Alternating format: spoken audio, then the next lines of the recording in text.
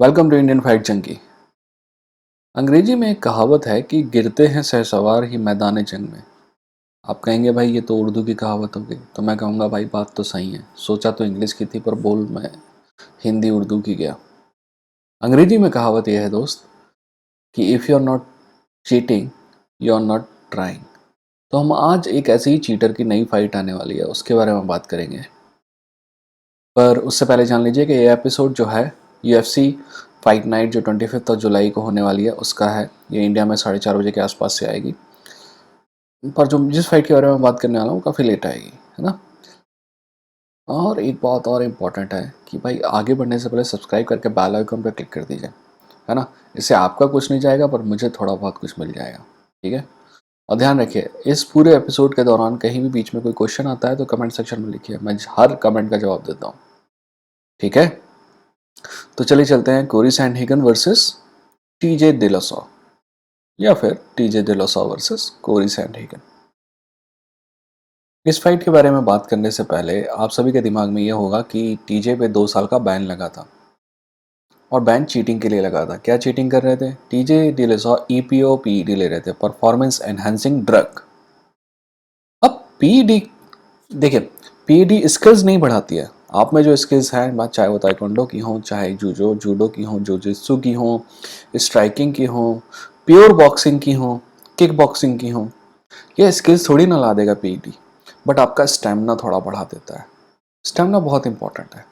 जैसे कि कॉर्नर के बारे में सब कहते हैं कि पहले के एक राउंड में बहुत शानदार रहता है, क्योंकि आदमी में स्किल है और पहले में एक राउंड में ना उसके पेट्रोल टंकी में इतना पेट्रोल होता है कि एक राउंड चलता है।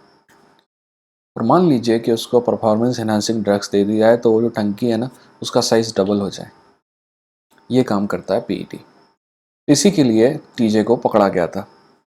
नाउ इंपॉर्टेंट पॉइंट ये है कि क्या अभी भी उसे चीटर बुलाया जाए? आई डोंट थिंक सो।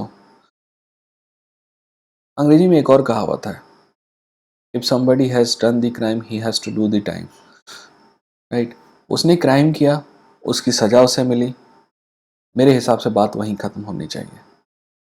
हर आदमी को दूसरा तीसरा चौथा मौका मिलना चाहिए। पर इसका मतलब ये नहीं है कि टीजे को एकदम से अच्छा मान लिया जाए, क्योंकि आखिर उसने जो पीईडी का उपयोग करके जो फ़ायदा उठाया उससे कितने डिजर्विंग लोगों का हिस्सा चला गया होगा। मान लीजिए कि कोडी गारबर्ट वाली दोनों फाइट में वो पीईडी यूज़ कर रहा था। पीईडी का तो कोडी का तो बेचारे का पूरा कैरियर ही यहाँ से वहाँ चला गया ना। आप देख रहे थे कि वो टॉप पे था और फिर आज कहाँ पे है। पिछली 4 फाइट में ही लॉस्ट 3, उससे पहले भी 3 फाइट लूजिंग स्ट्रीक पे था। हाफेल अनसंसाओ की वाली फाइट छोड़ के, खैर हम कोडी पे चले गए, बट बात हम टीजे की कर रहे थे। TJ has done the crime, he has done the time. तो हम उस बात को पीछे बुलाते हैं और आगे बढ़ते हैं और इस फाइट के बारे में बात करते हैं। आप जैसे लोग जो इंडिया में बड़े हुए हैं, मेरी इस उम्र के होंगे, तो आप भी WWE के दीवाने होंगे, WWF के दीवाने होंगे। आज पता नहीं आपका क्या हाल होगा, क्योंकि आज तो मैं भी नहीं देखता, बट उस समय थे। तो उस समय नहीं, आज भी याद होगा कि बहुत लेजेंडरी कैरेक्टर है। कैरेक्टर का नाम है रिक फ्लेयर। रिक फ्लेयर की तो वैसे बहुत सारी बातें फेमस है, पर सबसे फेमस ये डायलॉग है कि to be the man you have to beat the man. Simply वो ये कहना चाह रहा है कि चैंपियन बनने के लिए तुमको चैंपियन को हराना पड़ेगा। और बैंटम वेट डिवीजन जो है, 135 डिवीजन जो है, इसमें टीजे ने अपना बेल्ट कभी हारा नहीं। मैं ये बात को मानता हूँ कि कैसे भी हासिल किया, बट कभी हारा नहीं। यानी कि nobody has beaten the man to be the man. समझ रहे हैं आप? ठीक है। तो टीजे डिलोसॉ अगर ये फाइट जीतता है तो वो वापस से चैंपियनशिप में जाएगा। वहीं अगर कोई सैंडहेगन ये फाइट जीतता है तो वो एकदम से या तो फाइट कंटेंडर होगा या फिर अपने आप को चैंपियन भी कह सकता है। लीनियर चैंपियन तो वो है ही है ना। आपको पता है एक और इंटरेस्टिंग बात है कि कोरी सैंडहेगन और टीजे डिलोसॉ एक समय ऐसा था जब दोनों एक ही कैंप में प्रैक्टिस करते थे, अल्फा मेल के कैंप में, है ना। आपका यूराया हॉल वाला जो कैंप है कैलिफोर्निया का, उसमें दोनों थे। अब टीजे के साथ वाले लोगों का कहना है कि टीजे बहुत ठुगाई करता था कोरी की, और कोरी के साथ वालों का कहना है कि एक्चुअली कोरी भारी पड़ता था टीजे पे। दोनों में से कोई भी बात सच हो, पर ये बात इंपॉर्टेंट है कि जब टीजे अल्फा मेल में था ना, तब कोरी बहुत स्टार्ट कर रहा था, तो अगर टीजे उसकी ठुकाई करता भी था ना, तो कोई बड़ी बात नहीं है ना। कोरी सैंडहेगन तो तब यूएफसी में भी नहीं था, ठीक है।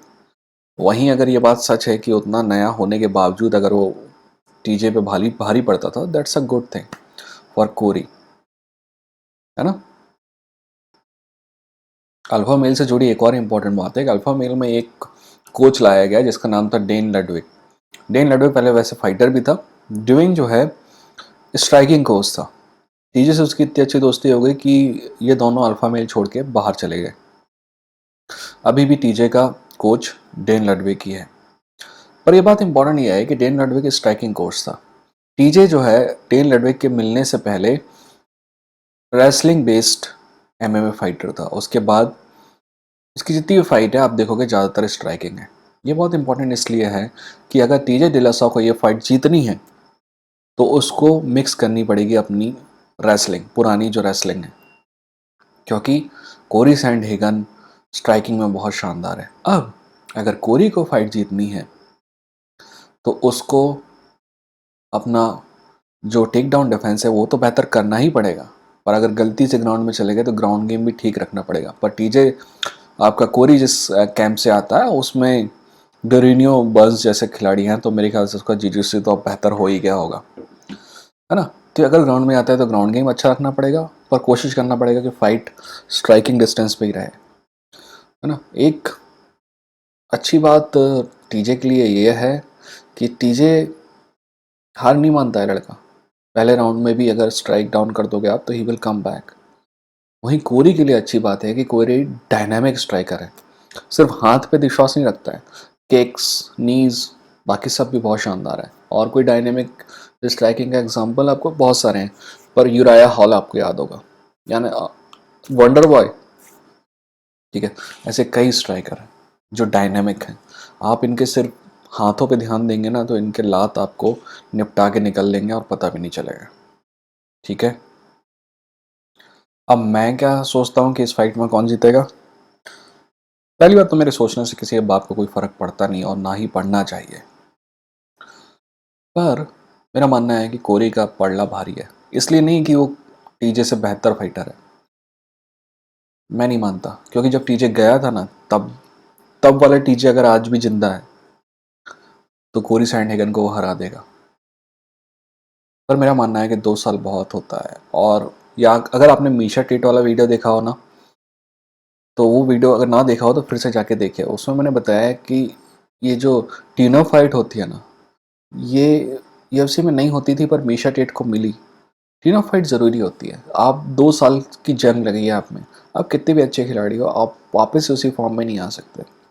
कुछ एक्सेप्शन होते हैं, डोमिनिक क्रूज जैसे, पर हर कोई आदमी वैसा नहीं कर सकता।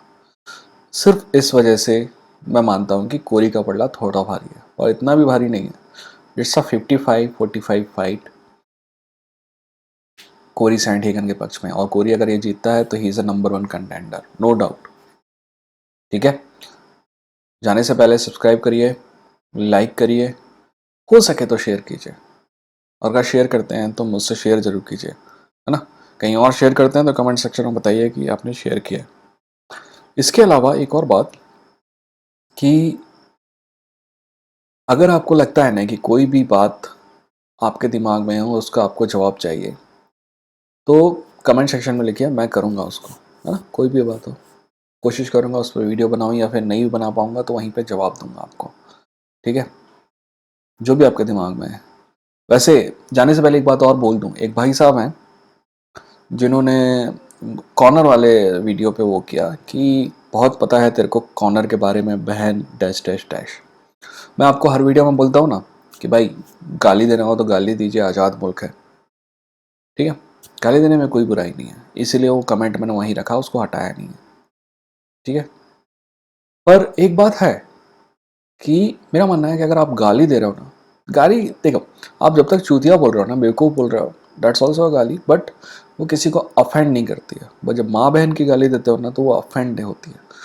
पर मेरा ये भी मानना है कि माँ बहन की गाली देना भी गलत नहीं है, पर उसकी एक शर्त होनी चाहिए। आप जिसको गाली दे रहे हो ना, आप उसके सामने होना चाहिए। यानी कि अगर आप मेरे को गाली दे रहे हो ना तो मेरे सामने आके दो, है क्या नहीं? तब तो देखेंगे कि इसके पिछवाड़े में कितना गूदा है, जैसे कि कहते हैं, है ना।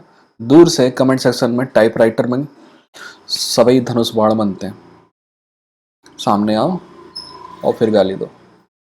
पर इसका मतलब ये नहीं है कि आप गाली नहीं दे सकते, ठीक है। यही आज़ाद मुल्क की खूबसूरती है। आप गाली दे सकते हो, बिल्कुल दो, ठीक है। बुरा लगना अच्छा लगना ये आपके लिए इम्पोर्टेंट नहीं है। आपको जो सही लगता है आप करो। तो लगता है गाली देना चाहिए, गाली दो। आपको लगता है तारीफ करना चाहिए, तारीफ करो। आप आज़ाद हो।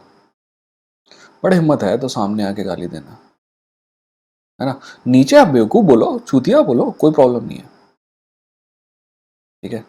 क्या है ना, अफेंड नहीं आता। माँ बहन को बीच में नहीं लाओ, मेरे को जो बोलना बोलो, ठीक है। पर फिर भी अगर लाना भी है तो लाओ, क्योंकि आज़ाद मुल्क है, ठीक है। कमेंट सेक्शन में जो भी दिमाग में है लिखो, ठीक है। अगले वीडियो के साथ फिर मिलता है, ठीक है।